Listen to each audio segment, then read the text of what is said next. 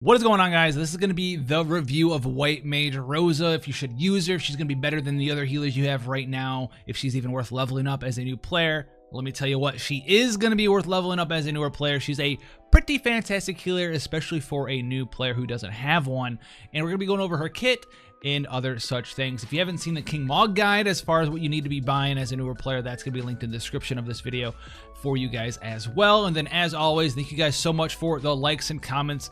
Let you guys tell me that in YouTube, most importantly in the algorithm, that you appreciate the channel and you want the channel to you know, exist in the glorious world of YouTube in late night shows. Awesome. Yeah, great, fantastic. But thank you guys so much for supporting the channel. You guys are fantastic people, especially those of you guys out there who have been having hopefully a good time with the new YouTube membership program, the partnership program, the, what is it, YouTube channel member thing? It's such a weird name, but I guess you become a channel member and get those nice little perks as well. So thank you guys so much, and let's get in here with White Mage Rosa. White Mage Rosa here is going to be a free character you can get right now in the Final Fantasy IV event. If you miss her, once she's gone, she's gone. You never have access to her again. She's going to be offering you a little bit of damage with healing, but realistically, she's just going to be a healer for you guys out there. Her TMR is the Elven Bow. We talked about this in the King Mog guide, and it's 140 spirit with 98 magic and 36 attack. It's okay, it's pretty good, you know, for free. You throw it in there. 140 spirit. If you're a newer player, you're gonna definitely want to get this from the King Mog. Throw it on your character. It's gonna be a nice little spirit staff stick for you there. I know it's a bow, but we're gonna call it a staff stick still, right? Anyway, the super TMR here, I love this thing. It's got 38 spirit on it, 26 defense, gives you 2 limit burst gauge crystals per turn and 100% high tide. Absolutely fantastic super TMR for supports, for healers, for anyone who wants to use the limit burst gauge who isn't doing damage, right? So supports, healers, maybe even tanks possibly fit this in there. It's got no HP on it, but it's got this 100% high tide. Amazing. Getting Myra's limit burst off, Sylvia limit burst off, Ares limit burst off, whoever it is, Volca limit burst gauge crystals rolling in there for the MP. Anyone that wants to use their LB gauge, you're gonna, on a support, you're gonna be putting that on your character. Now let's roll into her equipment selection. She can use staves and bows and rods and daggers, as well as maces. Armor selection, light shields, hats, helmets, clothing, and light armor. So the cool thing here, you can get her super TMR for free. If you're using her as a newer player, eventually you'll be able to drop her bow off and put like a high spirit staff on and some sort of spirit light shield on there as well. So that'll be something cool you can do as an opportunity to increase your stats more, depending on what sort of gear you have. Now, I know a lot of people get confused here because she can do some damage and some other stuff, like should I use her as a damage dealer? You can, but like as a newer player, you're not gonna get a lot of damage out of her, you're not gonna have the gear for it. You're not gonna have true double hand. You're not gonna have true dual wield attack or anything of that nature. And then as a veteran player, she's just not gonna do enough damage for you to care that you can build her for damage, in my opinion. Can you mess around with her and do cool things? Yeah, sure. Does she chain with 2B? Yeah, dude, she chains with 2B, Graviton Cannon. What do you know? But that's Glorious Rain of Arrows. 14 times multiplier, goes up to a 24 times multiplier. And you can dual cast it and does physical damage. So you can gear her as a physical damage dealer if you want to and fire off a 24 times mod. She does get bow variants. She can equip bows, so that'd be something you can do as well if you have some sort of physical bow. But for a newer player, we're not even talking about doing damage with her. She's got true mystic charge shot, 5.25 modifier, spirit scaling, you don't care about that. Pure prayer, she does have the ability to cure all status ailments from your party while healing them a little bit. And it's dual castable, so you can do that. She does have dual cast white magic, and she has your traditional white mage magic as well. Prayer of extermination is something that does a little bit of damage, 4.2 times multiplier. That is very, very, very low if you're just getting an FFBE. We're in the era of, like, for damage dealing skills, you know, 20, 30 times multipliers, 40 times multipliers before, you know, variance buffs and like limit burst damage buffs and all this other stuff, and chaining mod bonuses and true dual wield 6 times caps and stuff like that. So like 4 and 5, that is terrible damage wise, but it also does heal 4,000 HP. So she's got an ability here to heal you for 4k HP on an ability, which is the thing she can do here. She has Sure Aim, which heals 2,600 HP with a 10 times healing mod, and that's pretty good, but it's a regen effect split over 3 turns, so it's going to be like a, not like a terrible regen, but it's like a minor regen there. It also does input physical magical killer buffs on your whole party, 50% bird killer for 3 turns as well. So she can increase the damage of your other party members if you're fighting specifically a bird type monster.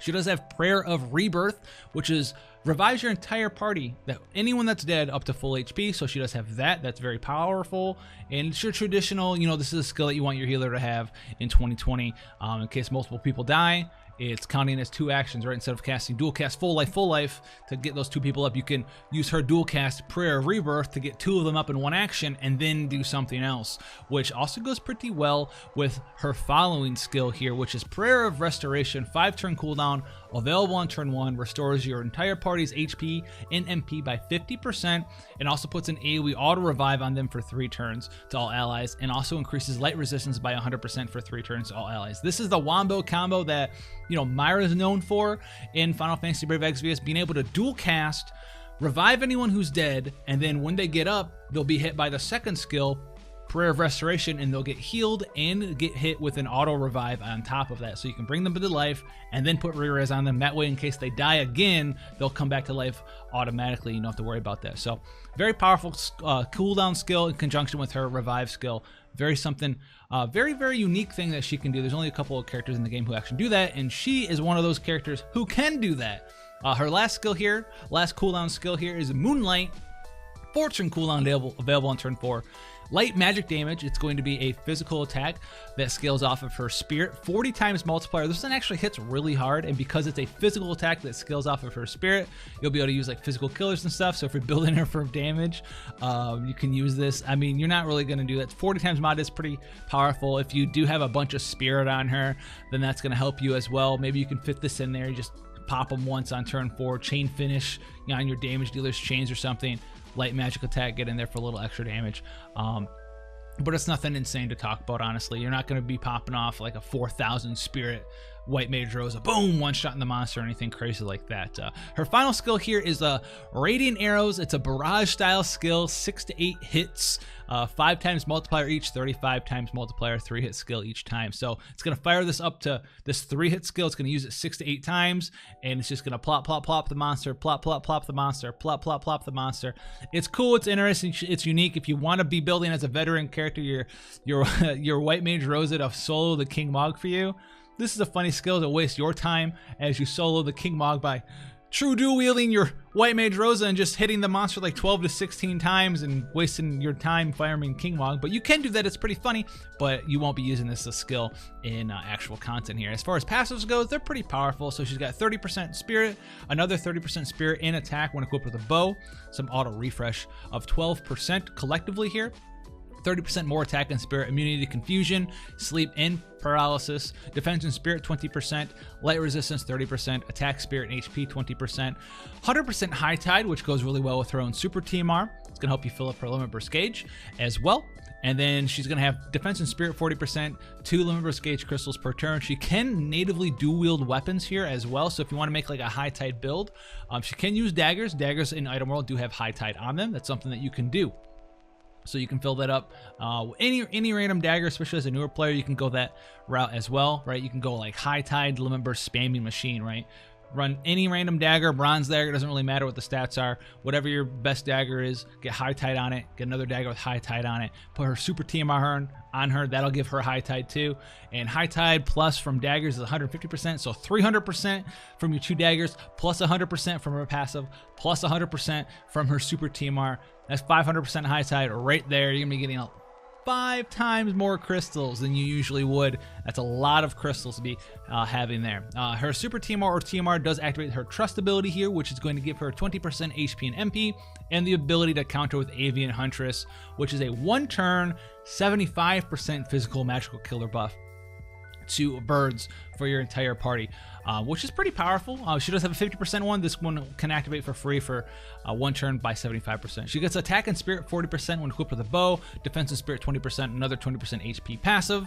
And then her final one, feelings for Cecil, attack and spirit 50%, and a modifier increase to Prayer of Extermination, true mystic charge shot 10.0, and radiant arrows 5.0, which actually makes radiant arrows hit kind of hard. It's because it'll be a 10 times multiplier each hit, so it's going to be an average of 70, which is the same thing. 70 average is the same thing that Crown Prince Noctis's Armor Girl Unleashed or Armor Girl Awakened Plus or whatever it's called actually hits for. Now it doesn't hit as many times. I don't think it actually chains with another White Mage Rosa, but it is kind of funny that she's got like the same sort of multipliers on that skill. Prayer of Extermination and True Mystic Shot or whatever it is are these very very bad. It'll be like 15 times multiplier, so they're not terrible like they were before, but they're still not worth using. As far as white magic is concerned, Libra, Kira, Kiraga, Full Life, Holy, Kiraja, and Reraise. So really the big three, Kiraja, Reraise, and Full Life. No Dispelga of any sort. So no way for her to dispel for you. That's the one kind of thing that she's missing in her kit for you guys there, but she does have the ability to dual cast, you know, Kiraja and Reraise and Full Life and all that good stuff here. And then her Limit Burst here, if you want to be building her for like Limit Burst, to try to get her a big, massive HP region, which is really what her Limit Burst is about. It does do magic damage, 21 times multiplier spirit scaling. Still not worth talking about for damage, but it does do a pretty significant heal here. So if you leave it at level 1, which it probably will, as a new player, I tell you to leave it at level 1. There's probably better Limit Burst to level up there. It does 5,840 HP base with a 30 times healing multiplier as an HP region, which is a massive, massive HP heal. If you do choose to level it up, the healing multiplier stays the same. You just get a bigger base HP heal up to 8,160 over 3 turns instead of 5,840. So like 200-ish and some change, you know, or 2,000 and some change, excuse me, additional HP over 3 turns there. I just leave it at level 1. You can get that off though, and it's gonna be a significant amount of HP. So very strong character for a newer player. If you're looking for a healer, she's gonna be able to get in there and do basically your basic healing role. She's gonna have revives for you. She's gonna have AoE revive, AoE re-raise, AoE heals, remove status ailments. She's not going to have any of the newer stuff though. There's no like attack defense magic and spirit break removal, attack defense magic and spirit break resistance, stop resistance, any of that stuff. She doesn't have any of that sort of thing. But if you're a brand new player, you're gonna want her in your party unless you have some sort of other newer healer who has a more expansive kit for you to take advantage of, guys. But that's gonna be White Mage Rosa. If you want to leave a like, leave a comment, that'd be most appreciated as always. The traditional YouTube beg for likes thing. If we can hit 5 million likes, I don't even know. I don't even know. Who asked for 5 fucking million likes anyways in a video? I don't even get it.